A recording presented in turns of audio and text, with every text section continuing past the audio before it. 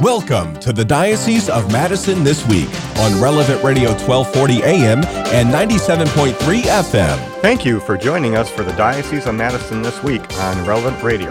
I am Deacon Jim Hoegemeier, a permanent deacon of the Diocese of Madison, assigned to All Saints Parish in Berlin. I also serve as Associate Director of the Apostolate for Persons with Disabilities of the Diocese of Madison.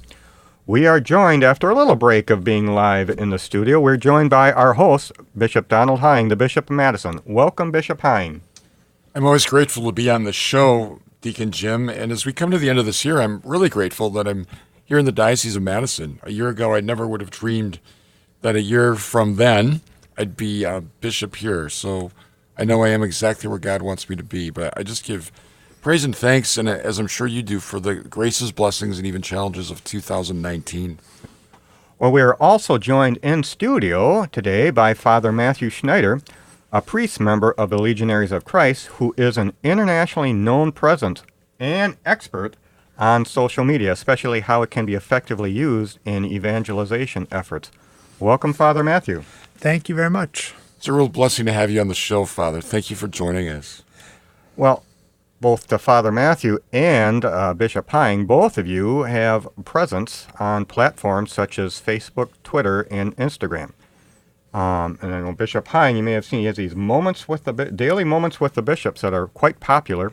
But I know, Father Matthew, you are quite popular as well, because when we first met at an event in November, I recognized you through your social media presence and went over to talk to you. But probably a good thing when we're talking about social media, what exactly is social media?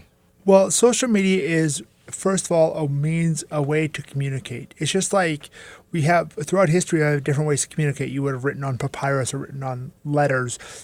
Binding books came in, that was a big thing. You went from scrolls to actual bound books. And social media is just a way that is common for communication now. And what distinguishes it is it's online, but it's dynamic. Like every time if I go to CNN and I refresh the page, it's going to be the same page. If I go to Twitter or Facebook, refresh, it's going to give me other people's posts. So it's dynamic. It's constantly changing.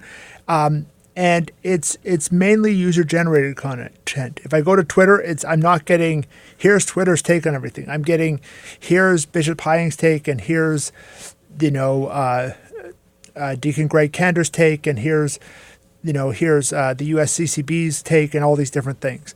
And then it facilitates a communication through writing or through pictures or through videos at times between individuals that the individuals can respond to, whether it's even just by liking or resharing or things like that. So, Bishop Hine, when did you first kind of become really involved in social media? It's really not that long ago. A good friend of mine who is a convert to Catholicism and an artist was after me for years to do some spiritual videos. And she kept saying, I've been praying to Jesus, and Jesus wants you to do this. And I'd always say, tell Jesus I don't want to do this.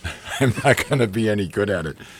She was relentless, so I finally surrendered. So we produced 3 15-minute videos about 5 years ago, I think. And one was on essentially why believe in God, second, why believe in Jesus, third, why the church. And those are on EWTN and other places. That kind of led me, when I became auxiliary bishop in Milwaukee, we did a 65-part video series on the catechism for the year of faith, back in 2012, 2013. And then with my friend, later we did the Echo series, which was one video for each chapter of the adult catechism of the Catholic Church, and then started doing things when I was bishop in Gary. So I realized the enormous reach and potential of that. Clearly, in 2016, I was at World Youth Day in Poland, and we were on this train, and I was in a car with all these crazy screaming Australians, and all of a sudden I hear somebody shouting my name from the back of the car, and it turns out it's a youth minister from a parish in New South Wales in Australia who recognized me from my videos, and he told me that he was using those with his young adult group in his parish in Australia. And that was just one of those moments where you realize the enormity of the impact of social media, that who would have imagined when we were kids, me speaking as a 56-year-old, that you could have produced a video, or we would have said a film, that would be available to the entire planet. So we can decry the bad things that social media does, and that's certainly the case. But there's an enormous potential for good in terms of really reaching people with the gospel, with the catechism, with the message of the church. So, Father Matthew, how did you develop, not just into being a pretty significant presence on social media, but you're an expert in how it works and how it has developed and maybe perhaps where it's going. How did that come about? So what happened is I was doing youth ministry when I was a religious brother, and then for a few years, and then in 2010 I went back to Rome to study theology. I went to Rome to study theology, and at the time, I wanted a way to keep connecting with youth ministers back in the U.S., and talk about different ideas for youth ministry, things like that, while I was studying theology. And so I started a little bit of a blog and a little bit of, reshare. And I originally just started, social media just as basically to post the blogs that I was writing so that more people would see the blogs. That was kind of like my original thought on it. And then right around when Pope Benedict resigned, the first big thing I ended up doing that really kind of shot me from just kind of like one among many to kind of a little more well-known was when Pope Benedict resigned, I started a campaign called Thanks Pontifex, which was a hashtag campaign, #Thanks Pontifex, because Pontifex is the account username for the Pope on Twitter, because that, it's Latin for, one of the titles of the Pope. But anyway, and that took off where, cardinals were tweeting it. It was covered in things like, major media outlets. It was trending in the U.S. at the time of Benedict's resignation. And that really changed, that really bumped me up as somebody who was known. And I started to think, okay, how can this means be used? And then slowly over the years since then, I've been looking at different things and adjusting different things and doing all those things. The next thing that I remember was I was studying in Rome, and so the day when Pope Francis was elected, I was on my computer downstairs in our seminary, and I was supposed to be just writing a paper for my theology class, but I can admit that I was a little bit distracted to keep checking social media to see if there was it was the first day, and I was expecting, oh, there won't be a pope until the second or third day. Maybe I'll go down to St. Peter's the second or third day, but I'm just going to try and actually get some work done today. And then I saw, one of the times I checked, and I saw, and all the people were saying, we have a pope, white smoke. And so in the seminary, I was the one who went and rang the bell to tell everybody else, hey, the pope's being elected, because everybody had a bus ticket to try, and if the pope was elected, you can try, and whoever can get there, figure out your own way to get down to there.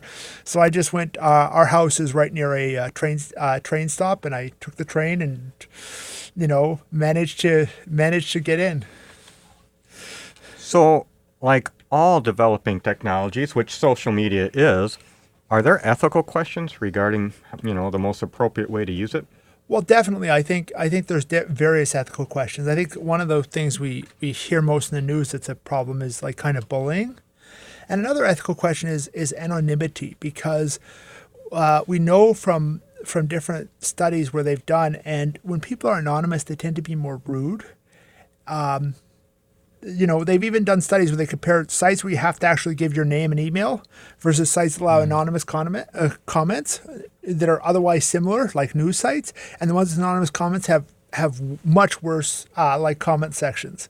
Not that internet comment sections are necessarily great places, but these ones have particularly bad ones.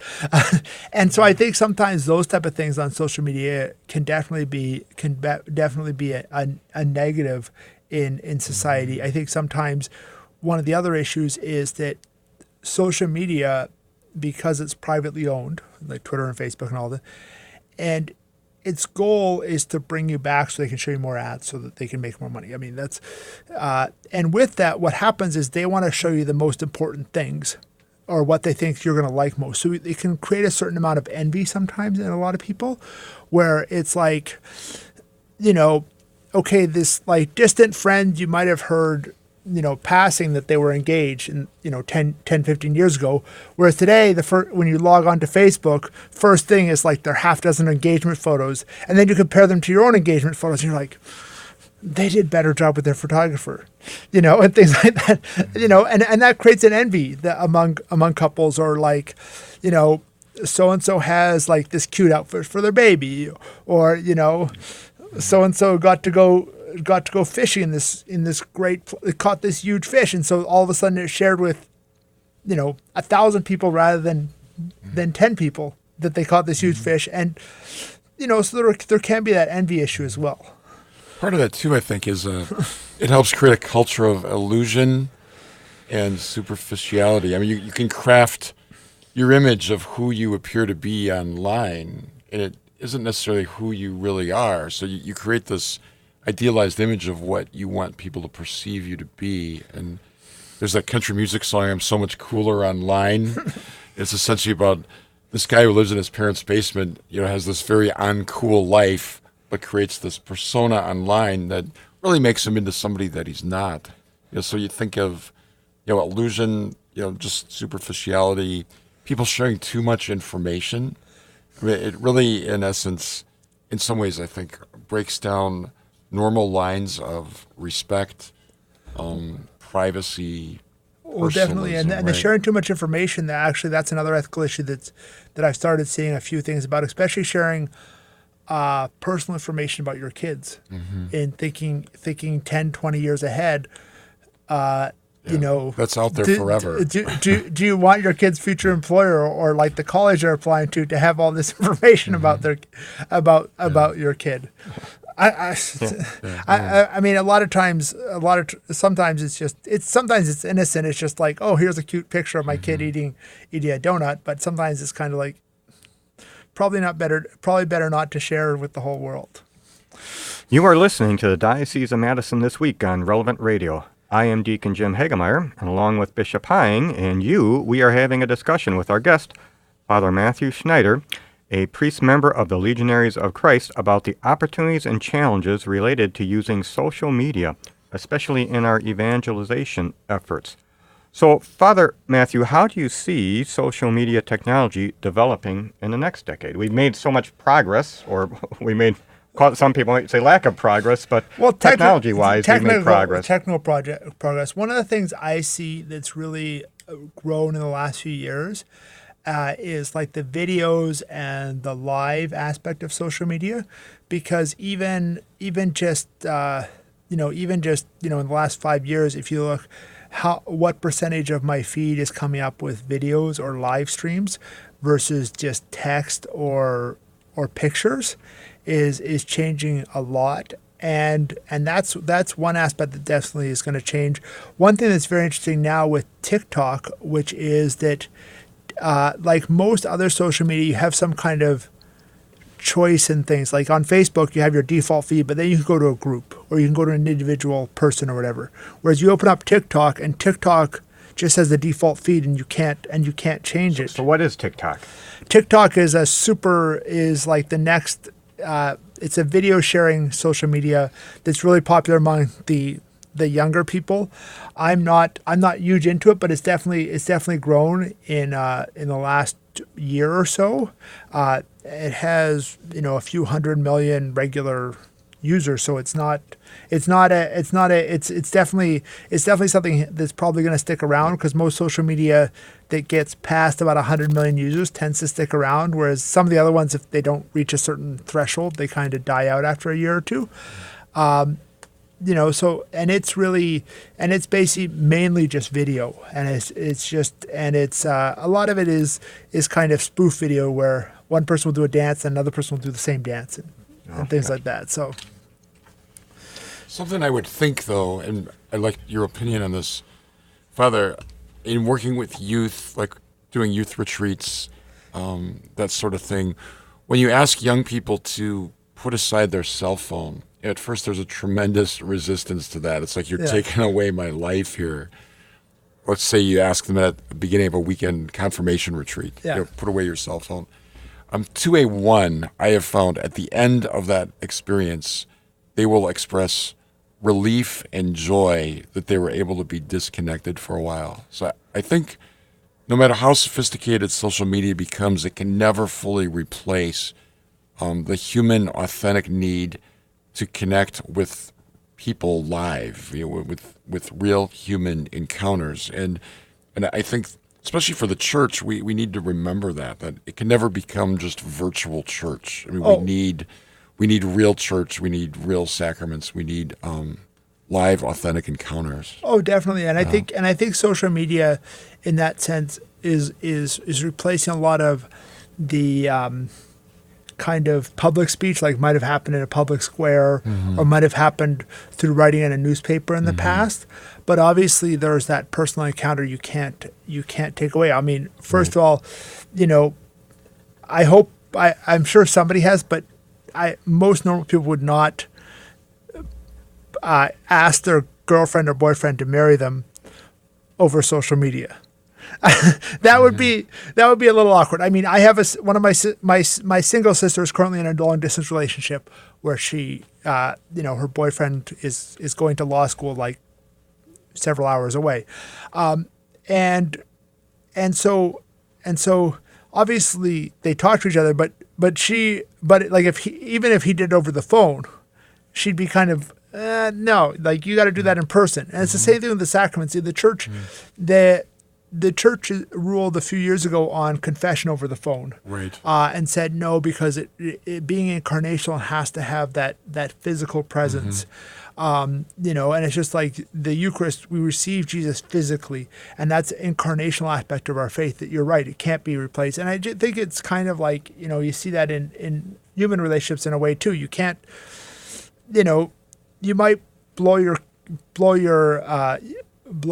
girlfriend a kiss over video conferencing, but it's not the same as kissing your girlfriend in real life. So the danger is when we look at social media as the ends, and that it should be a means to build those relationships. It's a tool, right? It's not the be all and end all of everything, right? So, Father Matthew, what advice can you provide to us regarding being open to the possibilities that social media provides, especially when we talk about it in evangelization efforts to bring about the salvation of souls? Well, I think, there's different ways to evangelize social media. I think a lot of times you have things like the true, the good, and the beautiful. I know, for example, Father Jason Smith, who's another priest who's a legionary, he studied art before he was a priest, and he posts these beautiful pictures of New York that he's won a few like online photography contests. And so there's a lot of people who follow him who just love like really good photography, and even though he's obviously showing a lot of it is of statues of, of religious items and has a religious sense to it, it brings about through that beauty. And so I think that there's that. And I think also a lot of it is also providing kind of the help of user-made kind of content. Whether, for example, let's take Catholic Answers Forums, which is a website. Whether forms are directly social media or not, they're pretty close. But there's a lot of times where people have asked questions and other people have answered it, in that forum and being helpful to these people, and I know that there's a number of Facebook groups that are being very helpful for people who have questions about the faith or who things like that, where they ask a question, then all the people who are regular members are able to help them out. It kind of creates a kind of virtual community to help somebody who has certain kind of concerns or questions in that regard. Well, we thank Father Matthew Schneider of the Legionaries of Christ for sharing his insights about how social media can be effectively used in our evangelization efforts.